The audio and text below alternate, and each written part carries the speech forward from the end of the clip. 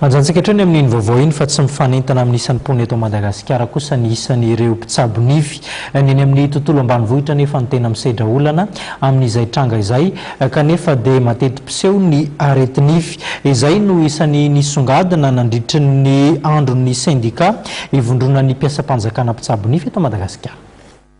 Miisa 720 sy 300 hatreto ireo mpitsabo nify mpiasam-panjakana manerana ny Madagasikara ary ny 720 no misahana ny eto Analamanga. Isa izay mbola tsy ampy raha oharina ny isan'ny mponina eto amintsika. Isan'ny mbola olana sedrain'ny mpitsabo nify eto Madagasikara ny tsy fampian'ireo mpitsabo nify tokony isandraka manerana ny nosy ary eo ihany koa ny fahalafosan'ny fitaovana ampiasaina amin'izany. Notanterahana androany tetsy amin'ny centre de formation maiboaka Ivato ny andron'ny sendika ivondronan'ny mpitsabo nify fonctionnaire ifampizaran'izy ireo ny traikefa. Io moa zany fotoana anankiray mba iarahana fampizaha traikefa zany na misaka hoe olana any amin'ny cabinet rehetrany amin'ny misany amin'ny tsirairay avy any iran'ny Madagasikara.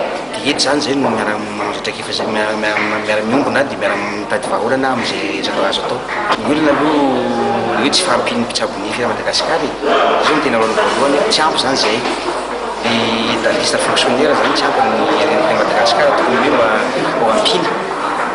Fantatra ihany koa fa tsy mbola tena mavitrika amin'ny fikarakarana sy ny fitsaboana nify ny ankamaroan'ny malagasy noho ny antony tsy fahalalana ny mahazava-dehibe izany ankilany ary ny halafosan'ny sarany andaniny. Izany indrindra no antony natanteraha'ireo mpikambana mpitsabo nify ny semaine dentaire izay atao maimaimpona ahafahan'ireo malagasy mitsabo sy manala nify izay antoky ny fahasalamana.